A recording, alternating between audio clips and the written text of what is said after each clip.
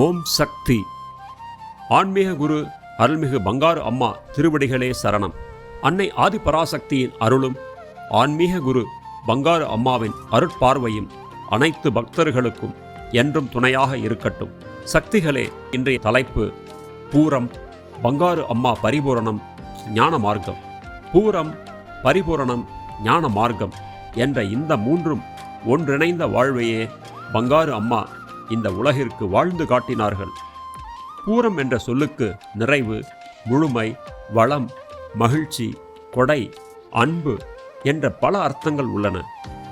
பூர நட்சத்திரத்தில் பிறந்தவர்கள் உலகிற்கு ஏதாவது நல்லதை வழங்க வந்தவர்கள் என்று சாஸ்திரங்கள் கூறுகின்றன. அந்த பூர நட்சத்திரத்தில் மார்ச் 3ஆம் நாள் இந்த மண்ணில் அவதரித்தார் நம் ஆன்மீக குரு அருள்மிகு பங்காரு அம்மா. இந்த கலியுகத்தில் மனித குலத்திற்கு ஒரு புதிய ஆன்மீக புரட்சியின் தொடக்கமாக இந்த பூர நட்சத்திரம் அமைந்தது.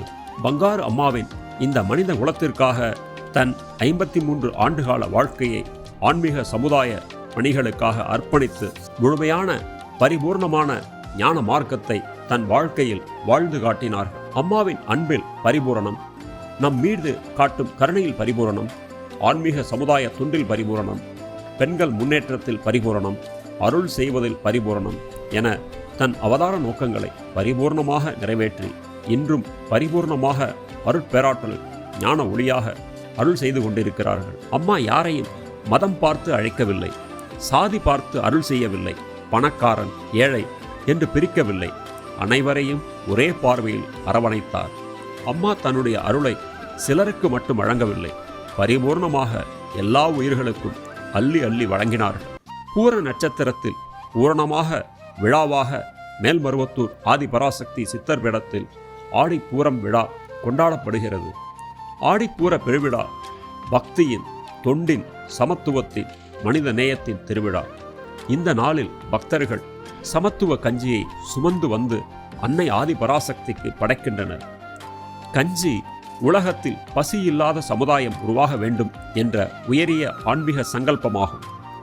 அதேபோல் பக்தர்கள் சுயம்பு அன்னைக்கு பால் அபிஷேகம் செய்கின்றனர். பால் தாயையின் தூய்மையின் அடையாளம். நமது மனமும் அன்னை ஆதிபராசக்தி தாயின் முன் பால் போல தூய்மையாக வேண்டும் என்பதே அதன் உட்பொருள். ஆடிப்பூரத்தின் பரிபூர்ண நிகழ்வு என்ன? பங்காரு அம்மா அருட்கோலம் தாங்கி சித்தர் பீடத்தை அங்கவலம் வந்த காட்சி. அம்மா தன் திருமேனி வருந்த ஏன் அங்கவலம் வந்தார்கள்? அம்மா அவர்களுக்கு அங்கவலம் வரவேண்டிய அவசியம் நிச்சயமாக இல்லை. அம்மாவின் அங்கவலம் உலக மக்களின் துன்பங்களை தாங்கும் தாயின் வளம், பூமியின் பாவங்களை நீக்க வேண்டும் என்ற தாயின் கருணையின் அங்கவலம். சிறுகதை. ஞானத்தை தேடிய சீடன். ஒரு கிராமத்தில் வாழ்ந்த எளிய பாமரன் ஒருவன் இருந்தான். அவனுக்கு படிப்பறிவு அதிகம் இல்லை, ஆனால் மனதில் ஒரு ஏக்கம் மட்டும் இருந்தது. எப்படியாவது ஞானம் பெற வேண்டும், இறைவனை உணர வேண்டும் என்று. ஒரு நாள் வேதங்களிலும் சாஸ்திரங்களிலும் பெரும் புலமை பெற்ற ஒரு குருவை சந்தித்தான். அவரது கால்களில் விழுந்து, குருவே, எனக்கு ஞானத்தை போதியுங்கள் என்றான். அந்த குரு அவனை மேலிருந்து கீழ்வரை பார்த்தார். ஞானம் என்பது வேதம், உபனிஷத், சாஸ்திரம் அனைத்தையும் கற்ற பிறகுதான் புரியும். உனக்கு எழுத்தறிவே இல்லை, இது உனக்கு விளங்காது என்று கூறி அனுப்பிவிட்டார். மனமுடைந்த அந்த இளைஞன் நடந்து கொண்டிருந்தான். வழியில் ஒரு முதிய சித்தரை சந்தித்தான். அவரது முகத்தில் கருணை ஒளிர்ந்தது. அந்த சித்தர், மகனே, ஏன் சோர்ந்து இருக்கிறாய் என்று கேட்டார். அவன் நடந்ததையெல்லாம் கூறினான். சித்தர் புன்னகைத்தார். ஞானம் புத்தகத்தில் தொடங்குவதில்லை மகனே, இதயத்தில் தொடங்குகிறது. பிறகு அவர் 4 உபதேசங்களை மட்டும் கூறினார். 1. தெய்வ பக்தியோடு இரு. 2. தன்னலமில்லாமல் தினமும் ஒரு தொண்டு செய். 3. உன்னுடைய எல்லா செயல்களிலும் தர்ம நெறியை கடைப்பிடி. 4. எல்லா உயிர்களில் தெய்வம் இருக்கிறது என்பதை உணர்ந்து செயல்படும். இதை தவிர வேறு எதையும் நான் உனக்கு சொல்லவில்லை. 1 வருடம் கழித்து என்னை வந்து பார். அந்த இளைஞன் அப்படியே வாழத் தொடங்கினான். உலகை தெய்வத்தின் அம்சமாக பக்தியோடு வழிபட்டான். தன் தொழிலை முழு மனதோடு செய்தான். தான் ஈட்டிய வருமானத்தில் பசியோடு இருந்தவர்களுக்கு உணவு கொடுத்தான். முதியவர்களுக்கு உதவினான். அனைவரையும் சமமாக மதித்தான். நோயாளிகளை மருத்துவமனைக்கு அழைத்துச் சென்றான். யாரிடமும் பொய் பேசவில்லை, யாரையும் வெறுக்கவில்லை. ஒவ்வொரு நாளும் தன் மனதை கொஞ்சம் கொஞ்சமாக சுத்தப்படுத்திக் கொண்டார். தன்னால் முடிந்த நல்ல செயல்களை அமைதியாக செய்தார். 1 வருடம் கழித்து மீண்டும் சித்தரை சந்தித்தார். சித்தர் புன்னகையுடன் கேட்டார், மகனே, என்ன மாற்றம் தெரிகிறது? அவன் சற்று நேரம் அமைதியாக நின்று கூறினான், சித்தர் பெருமானே, முன்பெல்லாம் நான் என்ற எண்ணமே அதிகமாக இருந்தது. இப்போது அகந்தை குறைந்து விட்டது. என்னை விட பிறரை பற்றி அதிகம் சிந்திக்கிறேன். முன்பு சிறிய விஷயங்களுக்கு கூட கோபம் வந்தது. இப்போது மனம் அமைதியாக இருக்கிறது. யாராவது என்னை இகழ்ந்தாலும் பெரிதாக வருத்தப்படவில்லை. புகழ்ந்தாலும் பெருமை வரவில்லை. வெற்றி வந்தாலும் தெய்வத்திற்கு நன்றி சொல்கிறேன். தோல்வி வந்தாலும் அது எனக்கான பாடம் என்று ஏற்றுக்கொள்கிறேன். முன்பு அதிக ஆசைகள் இருந்தன. இப்போது கிடைத்ததையே தெய்வத்தின் அருளாக நினைத்து மகிழ்கிறேன். என்னை துன்பப்படுத்தியவர்களை கூட மன்னிக்க முடிகிறது. பசியுடன் இருப்பவரை கண்டால் அவருக்கு உதவ வேண்டும் என்ற எண்ணம் தானாக வருகிறது. தொண்டு செய்வது கடமையாக இல்லை, அது என் மகிழ்ச்சியாக மாறிவிட்டது. தெய்வத்தை வழிபடுவது இப்போது முயற்சியாக இல்லை, அது என் சுவாசம் போல இயல்பாகிவிட்டது. முன்பு மரணத்திற்கும் எதிர்காலத்திற்கும் பயந்தேன். இப்போது எல்லாம் தெய்வத்தின் செயல் என்ற நம்பிக்கை மனதில் உறுதியாக இருக்கிறது. சித்தர் ஆனந்தமாக சிரித்தார். அவரது தலையில் கை வைத்து கூறினார், மகனே, நான் உனக்கு ஞானத்தை போதிக்கவில்லை. ஞானம் உனக்குள் தானாக மலர வழி மட்டும் காட்டினேன்.